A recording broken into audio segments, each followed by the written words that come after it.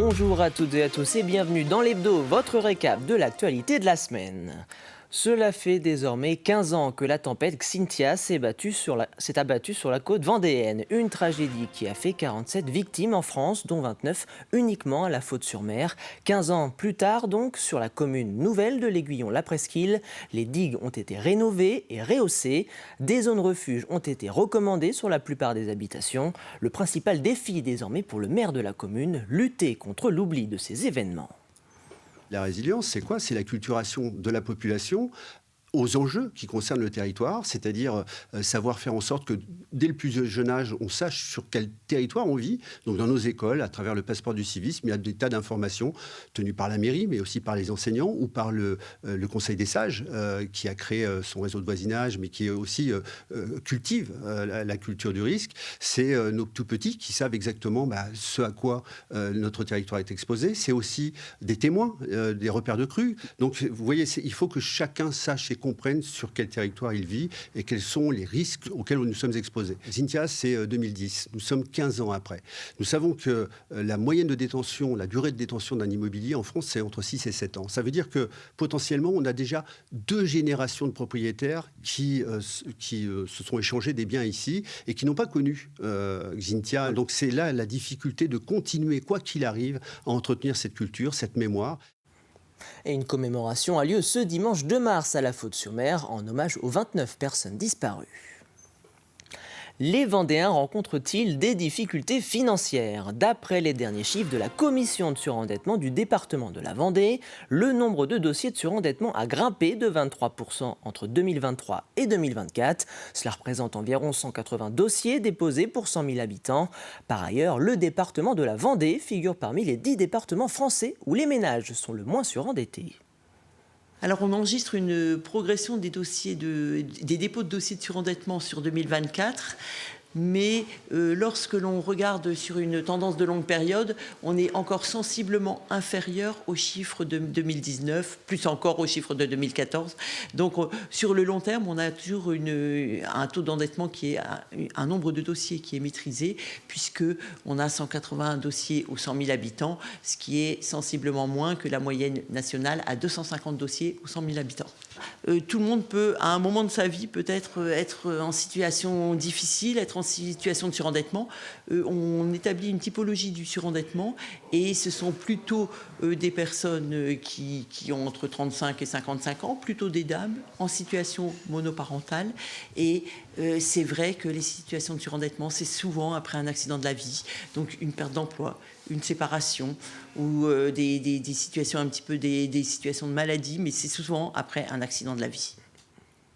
Chaque année, à la fin de l'hiver, les services départementaux de l'éducation nationale dressent une première ébauche de la carte scolaire de la rentrée suivante.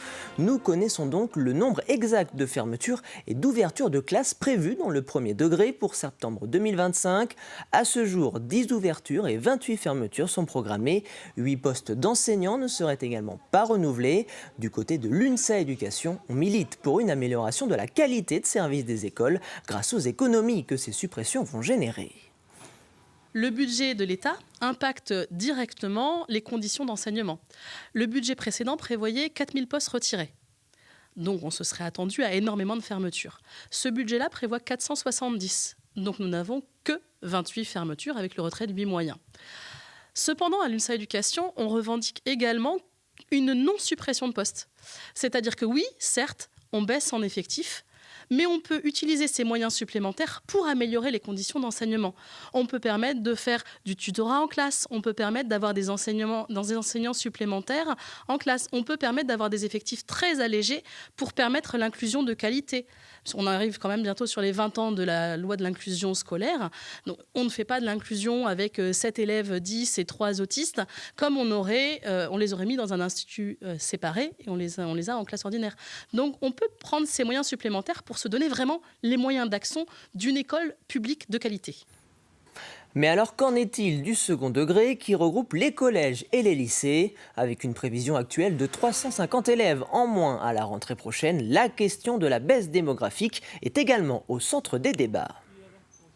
La carte scolaire, démographiquement, on perd des élèves.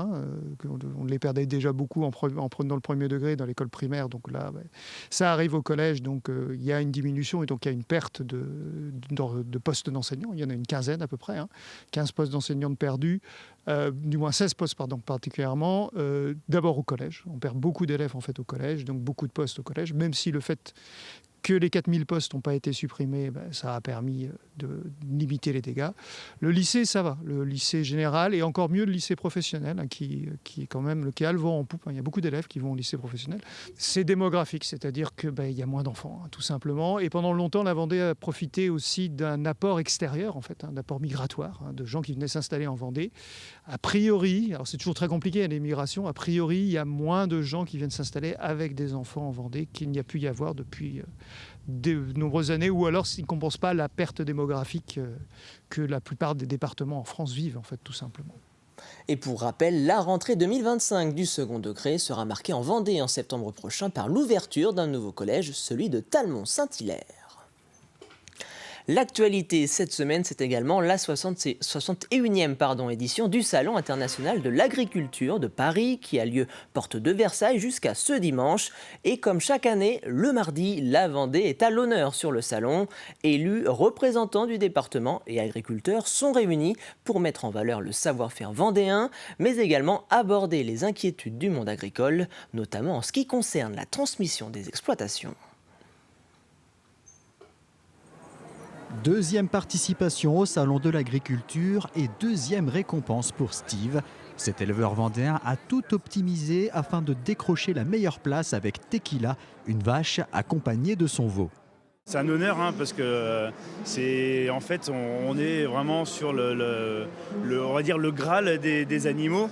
Donc moi je le compare souvent un petit peu comme une sélection en équipe de France et c'est vrai que c'est un privilège de pouvoir participer et de représenter en fait d'une chose notre élevage, donc le travail de logistique que l'on fait au fur et à mesure. Et c'est aussi de représenter la race localement avec nos collègues vendéens. Le mouton vendéen était aussi à l'honneur ce mardi avec la remise des prix du concours national qui juge les animaux sur leur aspect extérieur. Pour Loïc, le mouton vendéen est une affaire de famille. Mon père a été un des fondateurs de la race dans les années 70. Donc ils ont œuvré mon père pendant 40 ans. J'ai pris la suite du troupeau et j'ai continué son travail. Pas tout seul, avec tous les éleveurs, parce qu'on n'est pas sélectionneur tout seul.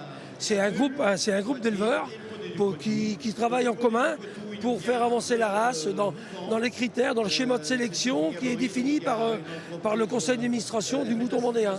Cette journée de la Vendée est un rendez-vous qui réunit éleveurs, agriculteurs, partenaires et élus.